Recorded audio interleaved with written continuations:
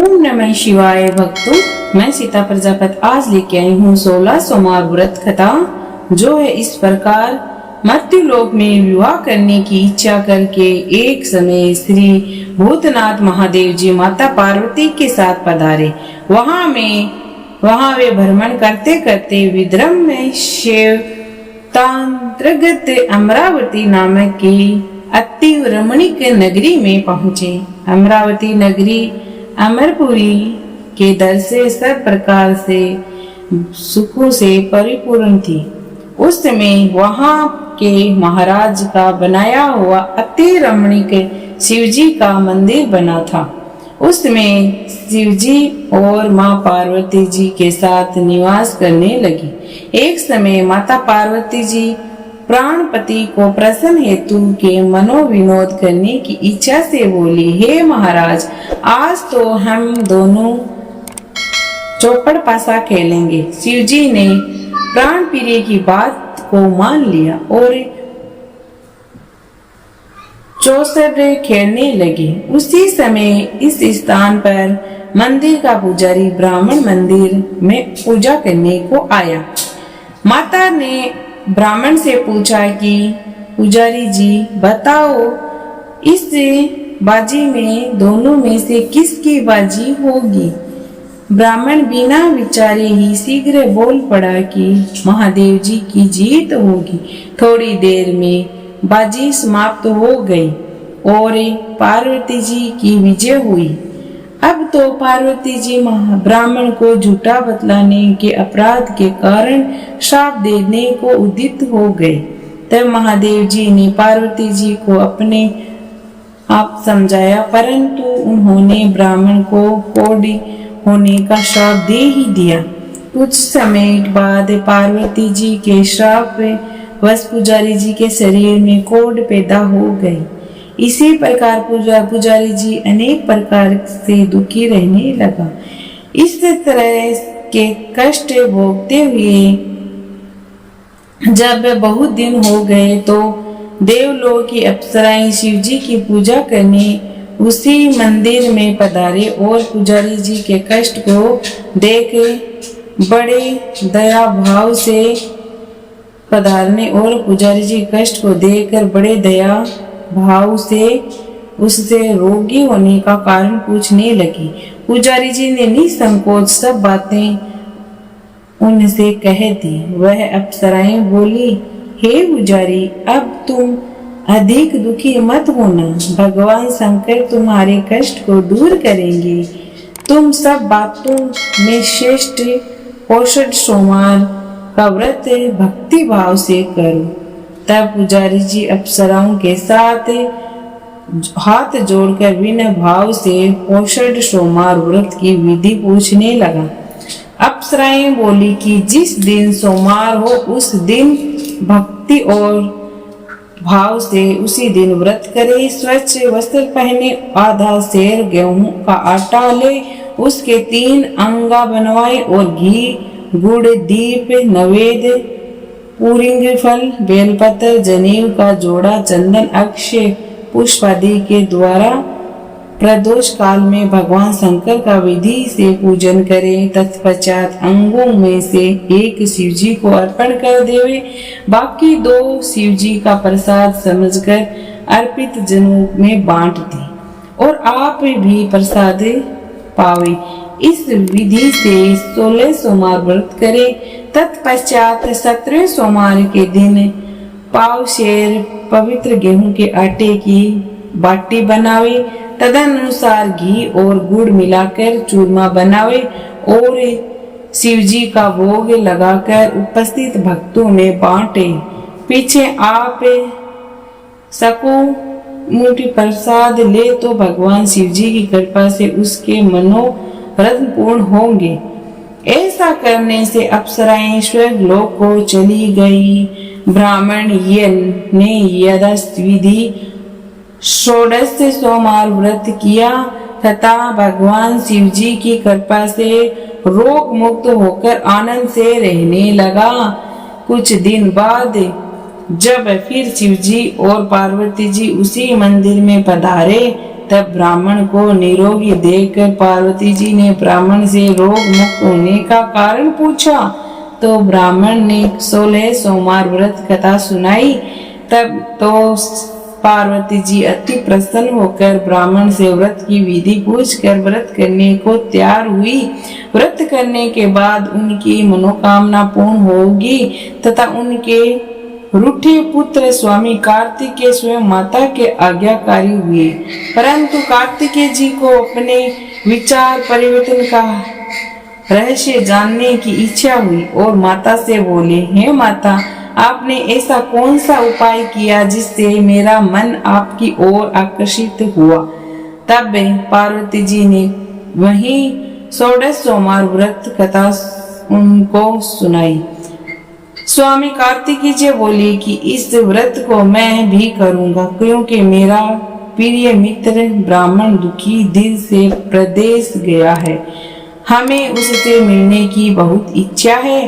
कार्तिकेय जी ने भी इस व्रत को किया और उनका प्रिय मित्र मिल गया।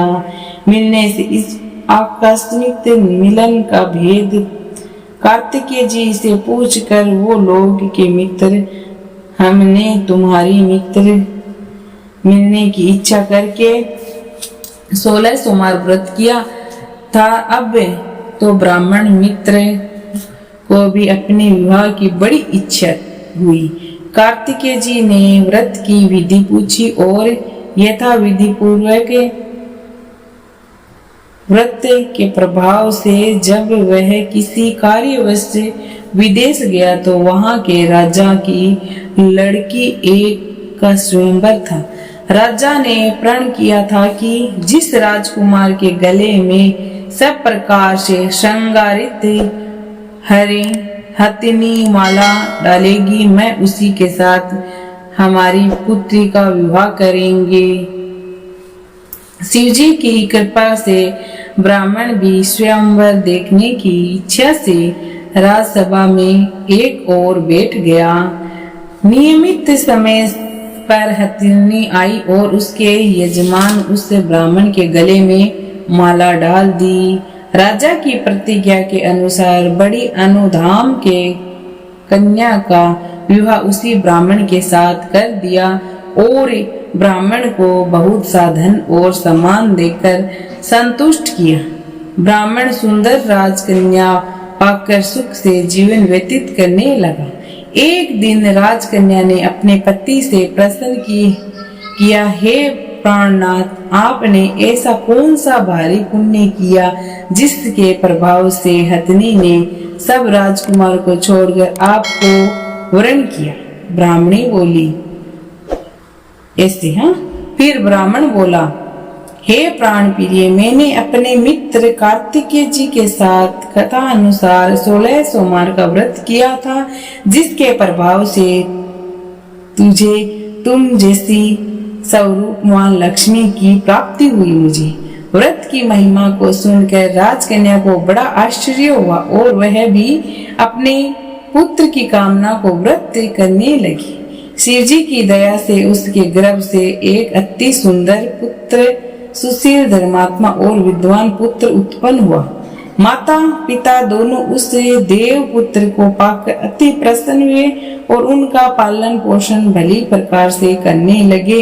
जब वह पुत्र समझदार हुआ तो एक दिन अपने माता से प्रश्न किया, माता, तूने कौन सा तप किया था जो मेरे जैसे पुत्र आपके गर्भ से उत्पन्न हुआ।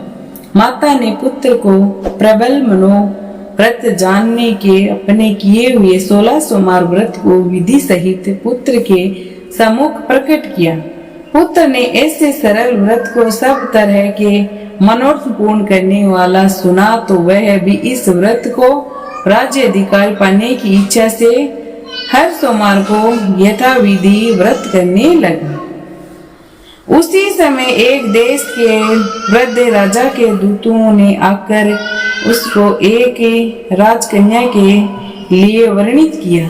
राजा ने अपनी पुत्री का विवाह उसी ऐसे सगुण संपन्न ब्राह्मण युवक के साथ करके बड़ा सुख प्राप्त हुआ। वृद्ध राजा के देवगण को जान पर यही ब्राह्मण बालक गद्दी पर बैठ गया, क्योंकि दिग्वत धूप के कोई पुत्र नहीं था। राज्य का अधिकारी होकर भी वह ब्राह्मण पुत्र अपने 16 सोमवार के व्रत करता रहा। जब 17वां सोमवार आया तो विप्र पुत्र ने अपने प्रियम तमा से सब पूजन सामग्री लेकर शिवालय में चले गए। वहां पर प्रियनाथ ने उसकी आज्ञा की परवाह न किए दास दासियों द्वारा सब सामग्री शिवालय में भेजा दी। आप नहीं आए खुद। तब राजा ने शिवजी का पूजन समाप्त किया। तब एक आकाशवाणी हुई राजा के प्रति हुए। राजा ने सुना कि हे राजा, अपनी इस कन्या को राजमहल से निकाल दे, नहीं तो तेरा सर्वनाश हो जाएगा। वो आकाशवाणी सुनकर राजा के आश्चर्य का ठिकाना न रहा और तत्काल ही मंत्रागण गृह में आकर अपने सभासदों को बुलाकर पूछने लगा कि हे मित्रों, मुझे आज शिवजी की वाणी हुई है, राजा तू अपनी कन्या इस रानी को निकाल दे तो ये तेरा सर्वनाश कर देगी। मित्र आदि सब बड़े विस्मित हो गए और दुख में डूब गए, क्योंकि जिस कन्या के साथ राज्य मिला था राजा उसी की को निकालने का जाल रच रहा है, ये कैसे हो सकेगा। अंत में राजा ने उसे अपने यहाँ से निकाल दिया। रानी दुखी हृदय भाग को कोसती हुई नगर के बाहर चली गई। बिना पदंत्र फटे वस्त्र पहने भूख से दुखी धीरे धीरे चलकर एक नगर में पहुंची। वहां एक बुढ़िया माई सूत काट कर बेचने को जाती थी। रानी की करुणा दशा देख बोली, चल तू मेरा सूत बिका दे, मैं वृद्धा हूँ, भाव नहीं जानती हूँ। ऐसी बात बुढ़िया की सुन रानी ने बुढ़िया के सर से सूत की गठरी उतार अपने सर पर रखी। थोड़ी देर बाद आंधी आई और बुढ़िया का सूत टोकरी के सहित उड़ाकर ले गई। बेचारी बुढ़िया पछताती रह गई और रानी को अपने से दूर रहने को कह दिया। अब रानी एक तेली के घर गई तो तेली के सब मटके शिवजी के प्रकोप के कारण फटकर गिर गई। ऐसी दशा देख तेली ने रानी को अपने घर से निकाल दिया। इस प्रकार रानी अत्यंत दुखी पाती हुई सरिता के तट पर गई। सरिता के समस्त जल सूख गया। तत्पश्चात रानी एक वन में गई। वहां जाकर सरोवर में सीढ़ी में से उतर पानी पीने को गई। उसके हाथ से जल स्पर्श होते ही सरोवर का नील कमल के दर से जल असंख्य कीड़ों में गंदा हो गया। रानी ने भाग्य पर दोष आरोपण करते हुए उस जल का पान करके पेड़ की शीतल छांव में विश्राम करना चाहा।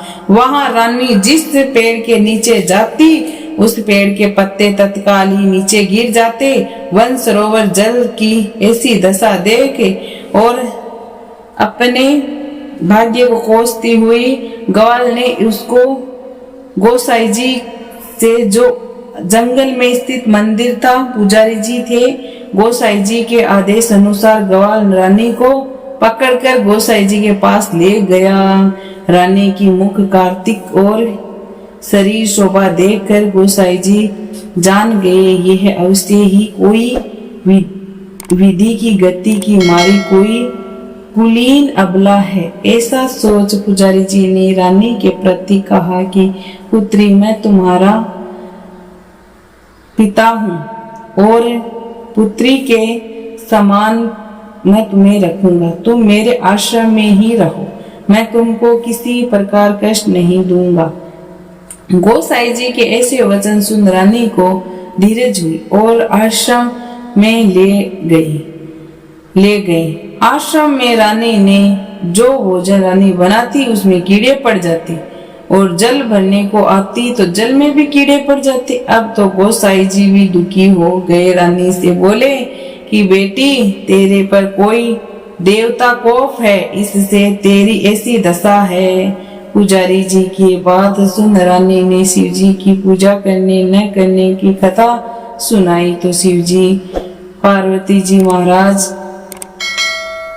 जी महाराज की अनेक प्रकार से स्तुति करते हुए रानी के प्रति बोल की पुत्री, तुम सब मनोरथ के पूर्ण करके वाली 16 सोमवार व्रत को करो।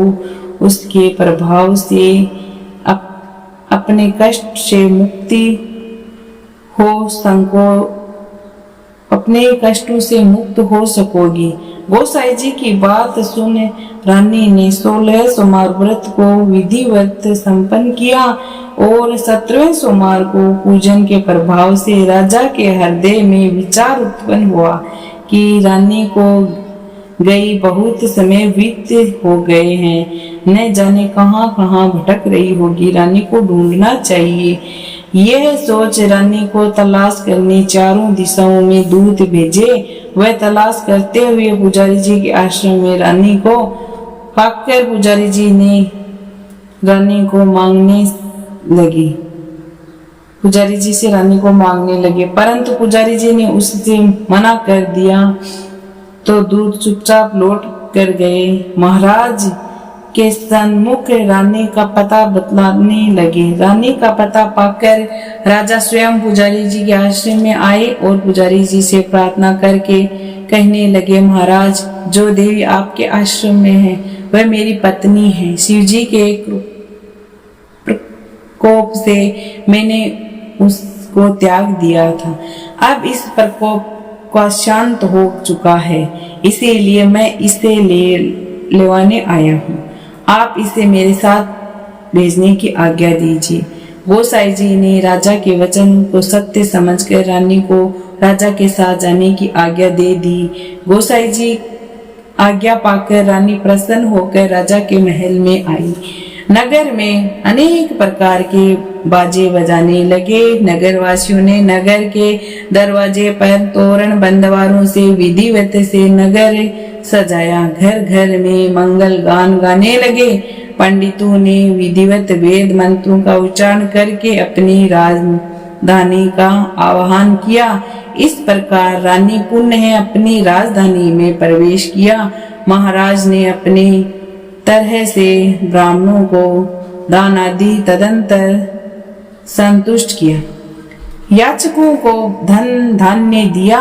नगर में स्थान स्थान पर सदा व्रत खुलवाई। जहाँ भूखों को खाना को मिले था, इसी प्रकार राजा शिव जी की कृपा का पात्र हो राजधानी में रानी के साथ अनेक तरह के सुख भोग कर सोमवार व्रत करने लगा। विधिवत शिव पूजन करते हुए लोगों में अनेक सुख को भोगने के पश्चात शिव जी को पधारे। ऐसे ही जो मनुष्य मनसावाचक कर्म से भक्ति भाव से सोमवार का व्रत पूजन इत्यादि विधिवत करता है, वह इस लोक में समस्त सुखों को भोग कर अंत में शिव जी पार्वती जी को प्राप्त होता है।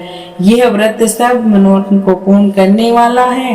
बोलो शिव जी महाराज की जय। हम पढ़ेंगे शिव जी महाराज की आरती।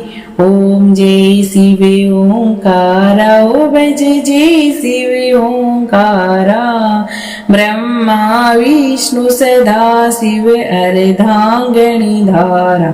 ओम जय शिव ओंकारा, एकानन चतुरानन पंचानन राजे, हंसानन गरुड़ासन वृक्ष वाहन साजे। ओम जय शिव ओंकार, दो भुज चार चतुर भुज दस भुज अति सोहे, तीनों रूप निरखता त्रिभुवन जन मोहि। ओम जय शिव ओंकारा, अक्षमाला मन माला मुंडी माला धारी, त्रिपुरारी कंसारी माला धारो। जय शिव ओंकारा, श्वेतांबर पीतांबर बागांबरी अंगे सनकादिक बर्मादिक भूतादिक संगे। ओम जय शिव ओंकारा कर्म श्रेष्ठ कमंडल चक्र त्रिशूल धरता जग करता जग हरता जग पालन करता।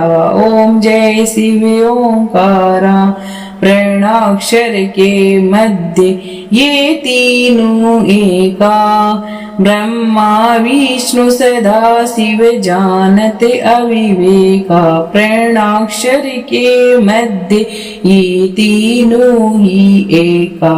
ओम जय शिव ओंकारा त्रिगुण शिव जी की आरती जो कोई जन गावे कहत शिवानंद स्वामी सुख संपत्ति पावे। ओम जय शिव ओंकारा।